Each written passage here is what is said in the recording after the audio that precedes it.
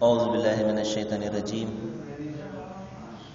بسم الله الرحمن الرحيم. ويوم يناديهم فيقول ماذا أجبتم المرسلين فأميت عليهم الأنباء يومئذ فهم لا يتساءلون فأما من تاب وآمن وعمل صالحا وعسى أن يكون من المفلحين. صدق الله العظيم. అనంత కరుణామయుడు అపార కృపాశీలుడు పాలకుడు పోషకుడు సర్వలోక సృష్టి ప్రభు అయిన అల్లాహ్ శుభనామంతో ప్రారంభిస్తున్నాను. సోదర సోదరిమణులారా, అయ్యలారా, అమ్మలారా, అస్సలాము అలైకుం రహమతుల్లాహి వబరకాతుహు. దీని అర్థం సర్వలోక ప్రభువు సర్వేశ్వరుడు అల్లాహ్ మనందరిపై శాంతిని శుభాలను కురిపించునుగాక, ఆమీన్. ఇంతవరకు మనము మానవ మార్గదర్శక గ్రంథం విశ్వప్రభువు మానవాళి దైవమైనటువంటి అల్లాహ్ తన అంతిమ ప్రవక్త మహాప్రవక్త ముహమ్మద్ సల్లల్లాహు అలైహి వసల్లం వారిపై అవతరింపజేసిన చివరి దైవ గ్రంథం దివ్య ఖురాన్ నుండి 28వ అధ్యాయం 65వ మరియు 66వ వాక్యం యొక్క అరబీ మూలంలో విన్నాము. మహాశయులారా, ఈ వాక్యాలలో సృష్టి ప్రభువు మరణం తర్వాత మనం ఎదుర్కొనే ఒక ప్రశ్నను గురించి దైవం ఇక్కడ జ్ఞాపకం చేస్తున్నాడు. మనం అనేక సందర్భాల్లో విని ఉన్నాము. మనిషికి మార్గదర్శకత్వాన్ని నేర్పే నిమిత్తము సృష్టి ప్రభువు దైవం అల్లా మరి ప్రతి కాలంలో కూడా ప్రతి జాతిలో తన గ్రంథాన్ని మరియు తన ప్రవక్తను పంపించడం జరిగింది. అంతిమ దైవగ్రంథం ఖురాన్లో ఒక సందర్భంలో దైవం తెలియజేస్తాడు, వలికుల్లి అజలిన్ కితాబ్, ప్రతి జాతికి కూడా ఒక గ్రంథం ఉంది. వలికుల్లి ఉమ్మతిన్ హాద్ అంటాడు, అంటే ప్రతి జాతికి కూడా ఒక ప్రవక్త ఉన్నాడు. మరి ఆ ప్రవక్త తన జాతి ప్రజలను దైవ మార్గం వైపునకు ఆహ్వానించేవారు, దైవం ఒక్కడే అన్న సత్యాన్ని గురించి తెలియజెప్పేవారు. మరి ఎవరైతే ఈ సత్యాన్ని అనుసరిస్తారో వారికి ఇహపరలోకాలలో సాఫల్యము మరి మరణానంతరం స్వర్గము అనే శుభవార్తనిచ్చేవారు. మరి ఎవరైతే ప్రవక్తల మాట వినకుండా తమ ఇష్టం వచ్చినట్లు ఎవరైతే జీవితం గడుపుతారో వారు మరణానంతరము భయంకరమైనటువంటి నరకం అనే వినాశనం ఉన్నది అన్న హెచ్చరికను కూడా వారు చేసేవారు. మహాశైలారా, ఈ వాక్యాలలో దైవము నేను పంపినటువంటి ప్రవక్తలకు మీరు ఏమని సమాధానం చెప్పారు, వాళ్ళు ఇచ్చిన పిలుపుకు మీరు ఎంతవరకు అంగీకారం తెలిపారు అన్న విషయాన్ని గురించి ప్రశ్నిస్తాడు. తన ప్రవక్తలను ప్రశ్నిస్తాడు. అలాగే ఎవరి వద్దకైతే ఆ ప్రవక్తలు పంపబడ్డారో వారి అందరినీ కూడా ప్రశ్నిస్తాడు. ప్రవక్త ఏమని బోధించాడు మీకు, మీరు ఏమని సమాధానం చెప్పారు అని. అలాగే ప్రవక్తను నీవు ప్రజలకు ఏమని బోధించావు, వారు నీకు ఏమి సమాధానం చెప్పారు అని మనలో ప్రతి ఒక్కరము కూడా దైవం వద్ద ప్రశ్నను ఎదుర్కొంటాం. మహాశైలారా, మరి చూడండి, ఆ దినాన్న అప్పుడు ఆయన అందరినీ పిలిచి, మానవులందరినీ కూడా పిలిచి, మీ వద్దకు పంపబడినటువంటి ప్రవక్తలకు మీరు ఏమని సమాధానం ఇచ్చారు అని అడగడం జరుగుతుంది. మహాశైలారా, ఉదాహరణకు మనం అందరం కూడా మహాప్రవక్త ముహమ్మద్ సల్లల్లాహు అలైహి వసల్లం వారు వారి తర్వాత జన్మించిన వాళ్ళము కాబట్టి మనందరి ప్రవక్త ఆయన. దైవం మనందరినీ కూడా సమావేశపరిచి ప్రశ్నిస్తాడు. ప్రవక్త ముహమ్మద్ అందజేసినటువంటి సందేశానికి మీరు ఏమని సమాధానం చెప్పారు? అదేంటండి, ఆయన మాకు ఎక్కడ చెప్పారండి అన్న ప్రశ్న వస్తుంది. ఆయన చెప్పడం కాదు మహాశైలారా, ఆయన సందేశాన్ని ఈ విధంగా మరి మైకుల ద్వారా, ఈ విధంగా సమావేశాల ద్వారా, ప్రసంగాల ద్వారా మానవాళికి చేరుతూనే ఉంటుంది దైవ ప్రవక్త యొక్క సందేశము. మరి ఈ విధంగా మీకు ఆ సందేశం అందజేయబడినప్పుడు, ఉదాహరణకు చూడండి, సుమారు 2 సంవత్సరాల నుండి మనం ఈ మస్జిద్ నుండి అంతిమ దైవ గ్రంథం దివ్య ఖురాన్ యొక్క సందేశాన్ని వింటున్నాం. దైవం అందరినీ కూడా ప్రశ్నిస్తాడు.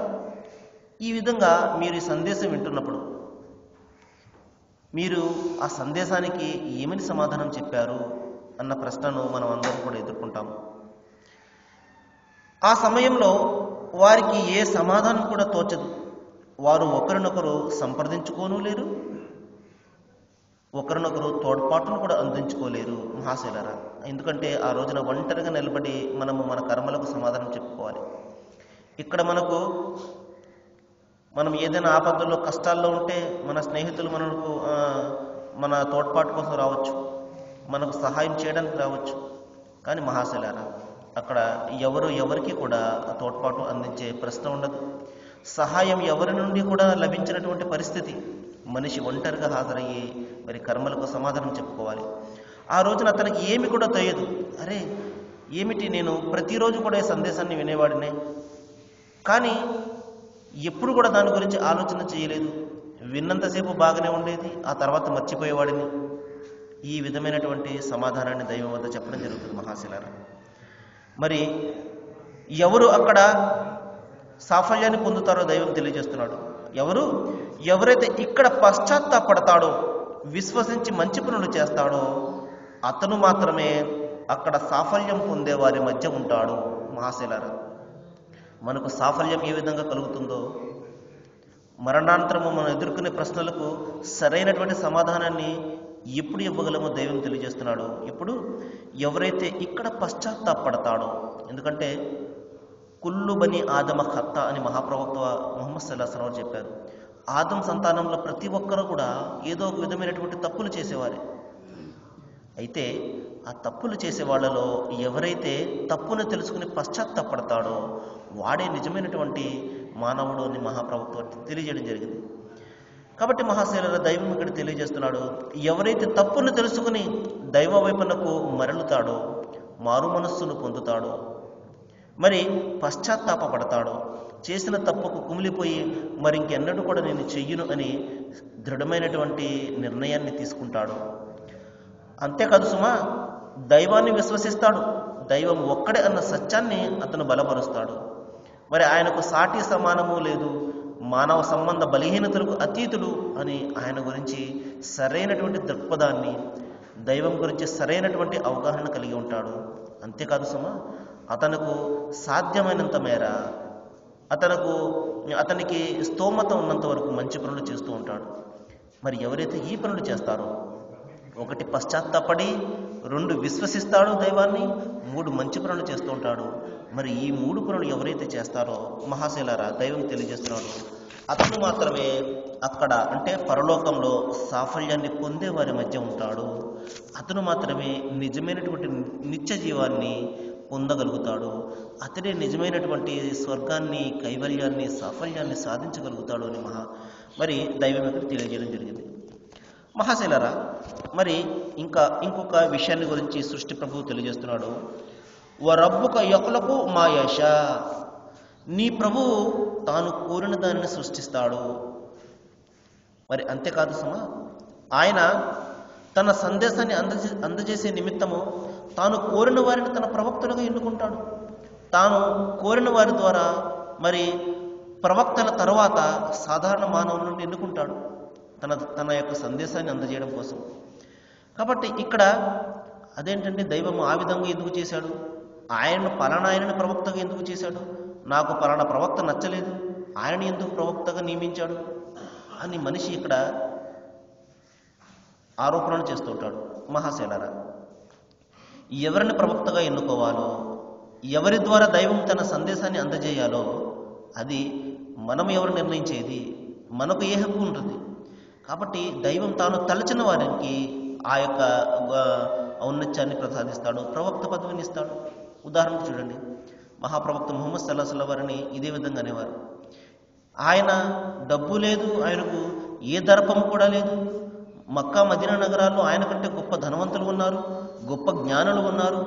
ఈయనను ఎందుకు దైవం ప్రవక్తగా ఎన్నుకున్నాడు అని వారు అడిగేవారు మహాశైలారు. ఇప్పటికీ కూడా చాలామంది క్రైస్తవ సోదరుల్లో, యూదుల్లో ప్రవక్త ముహమ్మద్ వారిని విశ్వసించరు. ఆయన ఎందుకంటే మాకు ప్రవక్త, మా వద్దకు వచ్చినటువంటి క్రీస్తు యేసు ప్రవక్త మాకు సరిపోతారు అని వారి ఆలోచన ధోరణి ఉంటుంది. మహాశైలారా, దైవం పంపినటువంటి ప్రతి ప్రవక్తను విశ్వసించడం అనేది ప్రతి విశ్వాసి యొక్క కర్తవ్యమై ఉంటుంది. ఎందుకంటే దైవ ప్రవక్తులందరూ దైవం చేత నియుక్తులైన వారు. వారందరూ ఒకే సందేశాన్ని మనకు అందజేశారు, దైవం ఒక్కడే అన్న సందేశాన్ని. అంతేకాదు సుమా, ప్రతి ప్రవక్త కూడా తనను గతించినటువంటి ప్రవక్తలను ఘనపరిచిన వారే, వారిని అందరినీ కూడా మహిమపరిచిన వారే. ఉదాహరణకు ప్రవక్త ముహమ్మద్ సల్లల్లాహు అలైహి వసల్లం వారు క్రీస్తు యేసుని గురించి అనేక సందర్భాల్లో మహిమపరచడం జరిగింది, ఘనపరచడం జరిగింది. నేను, క్రీస్తు, మరి సకల ప్రవక్తలందరూ కూడా ఒకే తండ్రి సంతానం లాంటి వాళ్ళము. ఏ విధంగా అయితే అన్నదమ్ముల మధ్య అనుబంధం ఉంటుందో మా ప్రవక్తలందరి మధ్య కూడా అదే విధమైనటువంటి అనుబంధం ఉంటుంది. కాబట్టి మీరు ప్రవక్తల మధ్య భేదభావాన్ని చూపించకండి. పలానా ఆయన నాకు ఇష్టము, మిగతా వాళ్ళు నాకు సంబంధం లేదు. ఈ విధంగా ప్రవక్తల మధ్య మీరు భేదభావాన్ని ఎంత మాత్రం కూడా చూపించకండి అని మహాప్రవక్త సెలవేయడం జరిగింది. అందుకనే ఈ రోజున ప్రతి ముస్లిం సోదరుడు కూడా ప్రవక్త ముహమ్మద్ వారిని ఎంతగా గౌరవిస్తాడో, ఎంతగా ప్రేమిస్తాడో, సకల ప్రవక్తలందరినీ కూడా అంతే ప్రేమతోటి వాళ్ళను గౌరవిస్తాడు. క్రీస్తు యేసు అంటే వాళ్లకు ఏ విధంగా ప్రవక్త ముహమ్మద్ వారు అంటే ప్రేమో, అంతే ప్రేమను క్రీస్తు యేసు పట్ల కూడా కలిగి ఉంటారు. కానీ ఈ సంగతి చాలా తక్కువ మందికి తెలుసు మహాశైలారు. మరి ఎప్పుడైతే ఈ సత్యాలు మనకు తెలుస్తాయో, సరైనటువంటి సమాచారాన్ని ఎప్పుడైతే మనం పొందుతామో, మనలో ఉన్నటువంటి అపోహలు, అపార్థాలన్నీ కూడా అప్పుడు మాత్రమే తొలుగుతాయి. కాబట్టి ప్రతి ఒక్కరం కూడా సత్యాన్ని తెలుసుకోవడానికి, సత్యాన్ని అన్వేషణ చేయడానికి మనం ప్రయత్నం చేయాలి. దైవం తెలియజేస్తున్నాడు, ఈ సృష్టిలో తాను కోరిన దాన్ని సృష్టించే అధికారము, శక్తి ఆయన ఒక్కనికి మాత్రమే ఉన్నది. అదేమిటండి, ఆయనను క్రీస్తు యేసును తండ్రి లేకుండా ఏ విధంగా పుట్టించారండి అన్న ప్రశ్న వస్తుంది. ఆయన తాను తలచినది చేస్తాడు.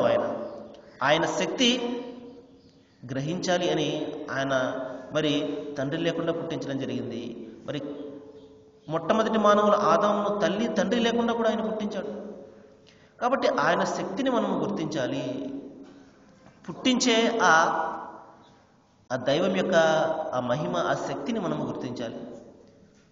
ఒక సందర్భంలో దైవం అంతిమ దైవగ్రంథం ఖురాన్లో తెలియజేస్తాడు, అఫమన్ యఖ్లుకు కమన్ లా యఖ్లుకు అఫలా తజక్కరు, పుట్టించేవాడు ఏమీ పుట్టించనివాడు ఇద్దరు కూడా ఒకటే అవుతారా అని ప్రశ్నిస్తాడు.